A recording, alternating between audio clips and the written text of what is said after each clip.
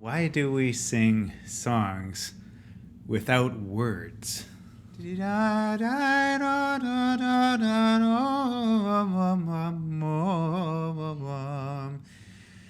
wordless spiritual melodies are called nigunim, and their goal is to bring us together in communal outpourings of song, to allow us to express our deepest inner prayers while connecting us with the spiritual realms beyond what we can describe in mere word language. A nigun is a spiritual melody that awakens our spirits and pulsates through our lives.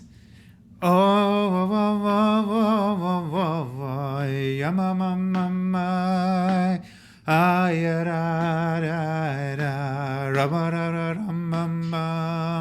love how unpretentious a nigun can be. It doesn't necessarily announce itself. It usually just starts unceremoniously when someone starts humming a melody that comes into mind. And then after any number of repetitions, it just finishes equally unpompously, and then it might even restart at the drop of a hat. It's a little bit naughty. It's like it refuses to be put down or properly finished with good Western decorum. It doesn't ever really start or stop. It just goes on in a never-ending circle, a never-ending cycle.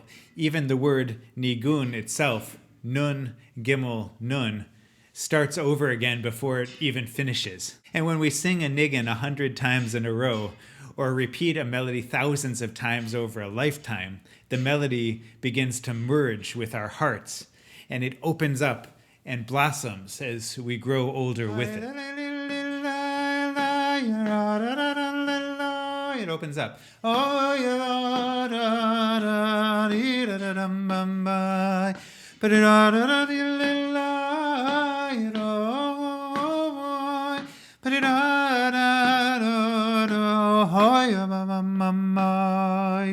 In recent centuries, nigunim were really championed by the Hasidim, the Hasidim in Yiddish, who tapped into our ancient stream of song and renewed the souls of generations of Jews in Eastern Europe who had fallen into dark times. Nigunim gave them, and us today, a way to express the unexpressible, from the most mundane to the most holy. But the tradition goes back thousands of years. King David knew the art of the nigun and used it for inspiration and for healing. And much earlier in Midrashic time, Serach, the granddaughter of Jacob, was also called Yoda'at Nigun, the knower of nigun. And she used her harp to bring good news to her grandfather, who had fallen into a deep depression.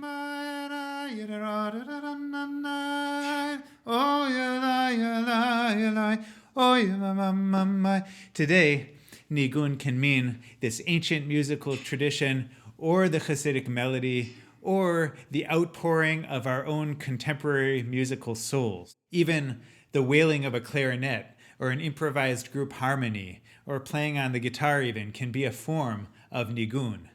By the way, if you'd like to learn to sing some of these great melodies yourself, please check out our course called The Art of the Nigun on songisprayer.com.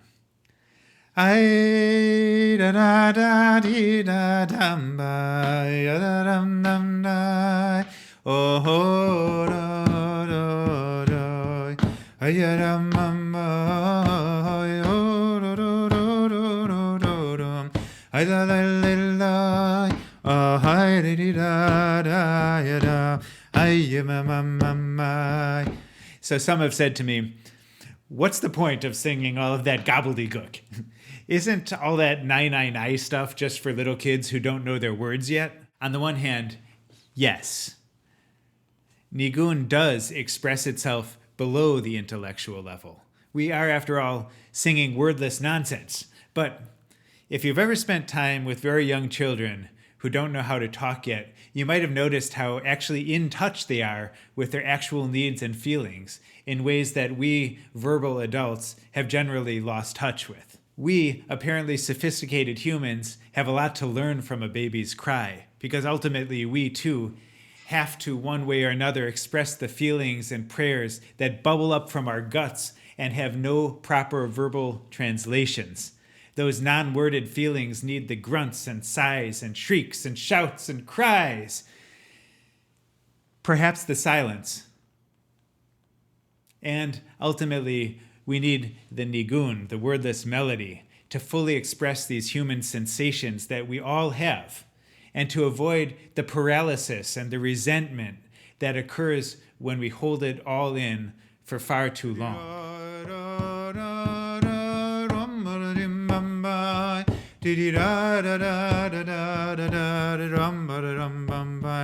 But just as we need nigunim to reach into the depths of us, into those lower, below the intellectual level types of places, we also need to sing nigunim to transcend, to go above the intellectual level altogether.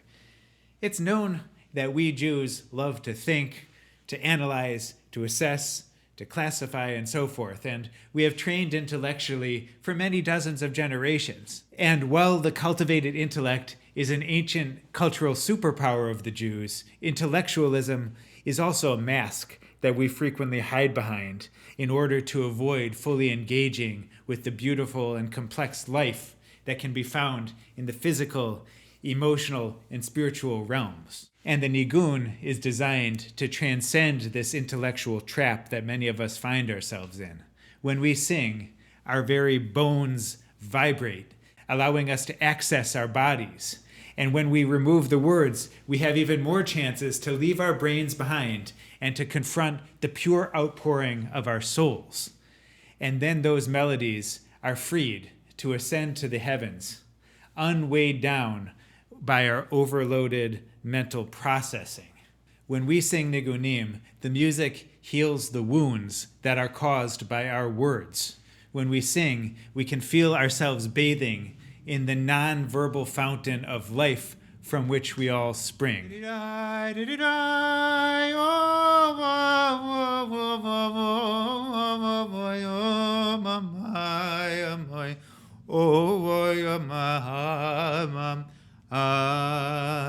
And that's just it. Nigun is the original language of the neshama, of the soul. You're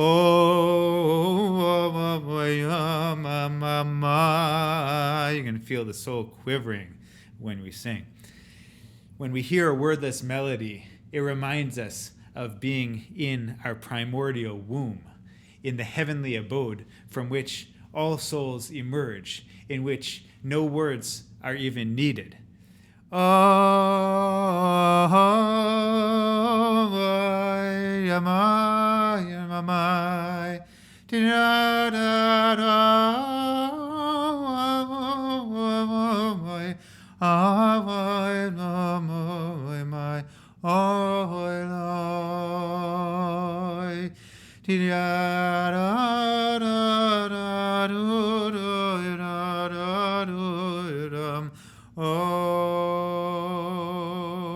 The angels themselves have no need for words.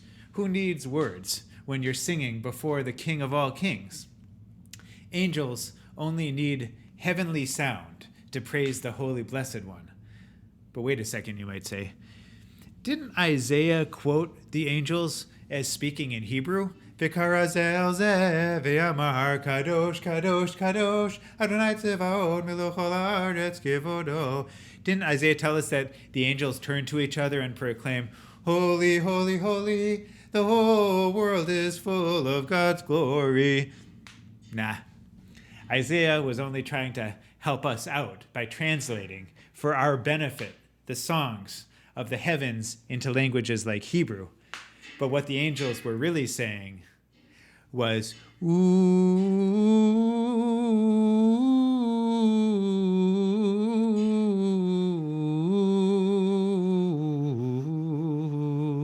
They didn't need words. Ooh.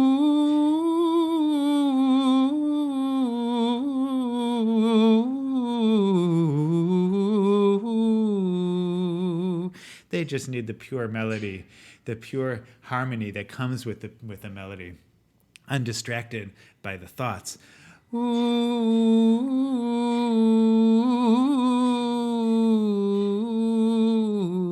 The angels are reborn, just like the music itself, from the fiery river that comes through all of our imaginations.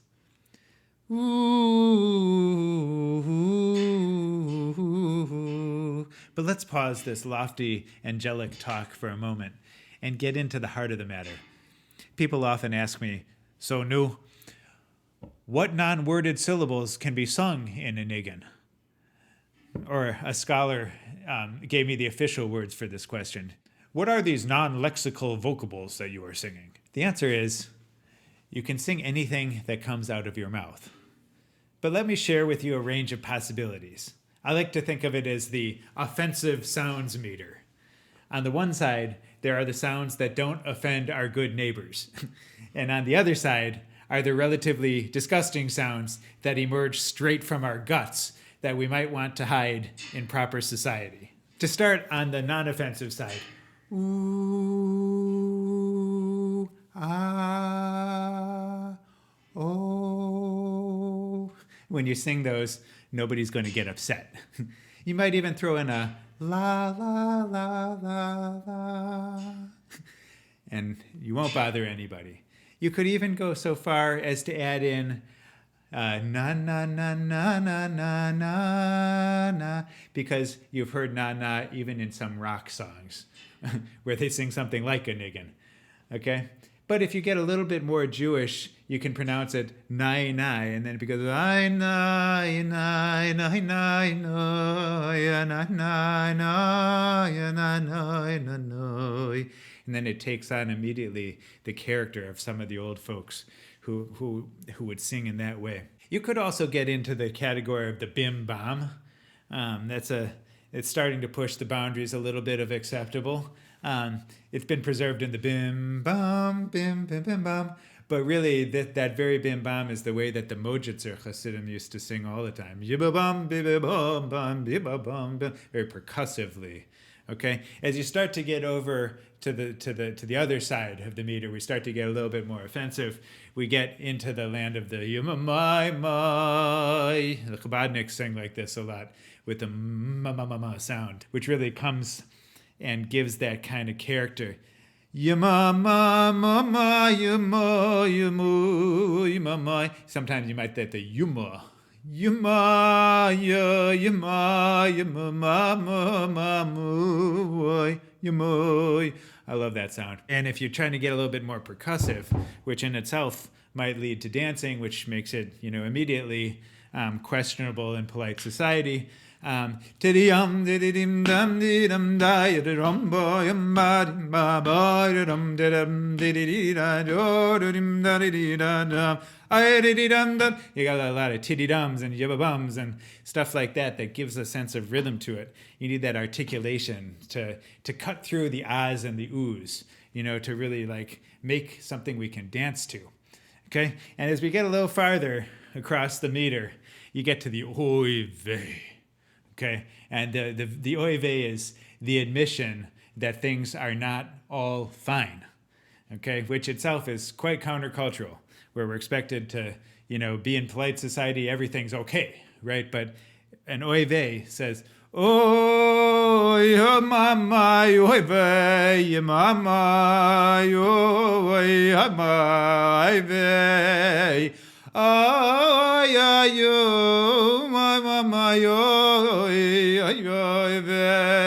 it weeps a little bit and it cries on behalf of the whole world.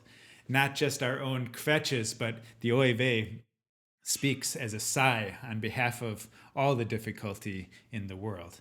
And as you get a little further, to maybe towards the end, you start to get the sounds that are coughing up phlegm in the process. Okay, that's a sound that you really do not want to get into in in secular society. Some say that if you don't have a good tidyochne in a nigun, that you're not actually getting where you need to get with that nigun, because the nigun has to bring up everything from down below and connect it with everything that is above.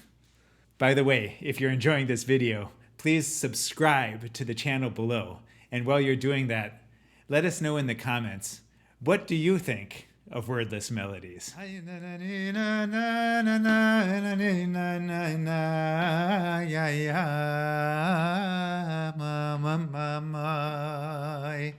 And a nigun doesn't come alone musically. It wants us to throw in some rhythm.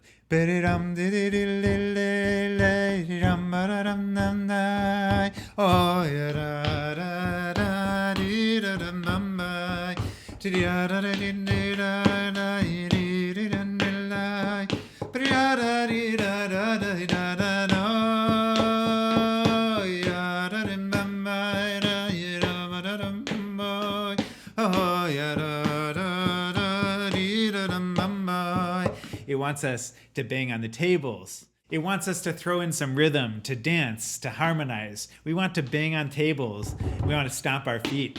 And we want to let ourselves rise out of our seats and begin to dance together in the great circle dance of life.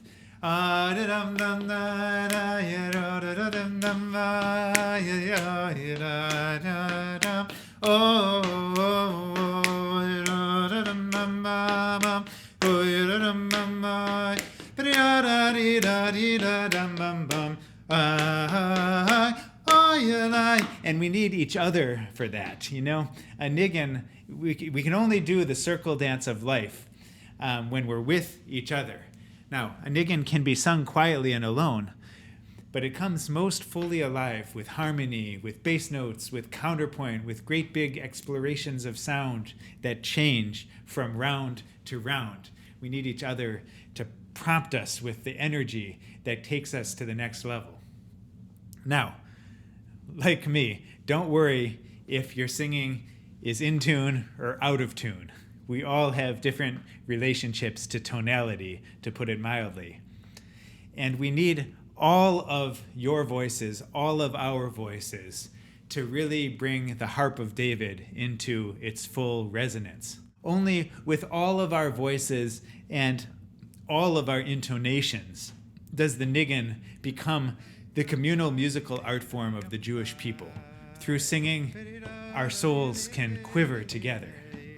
And I want to invite you to join the nigun yourself. Find an old person or a young person to teach you a melody, or come study nigunim on songisprayer.com, and I'd love to have you be a part of our singing work. I'll see you there.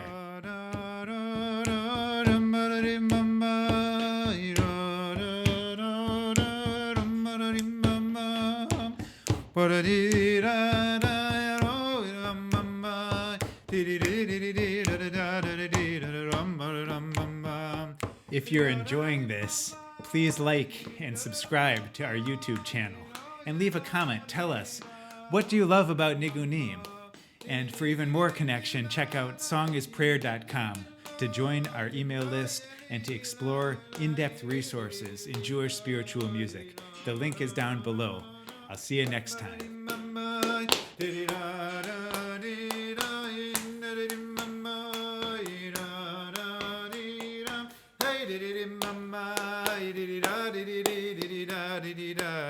Hi,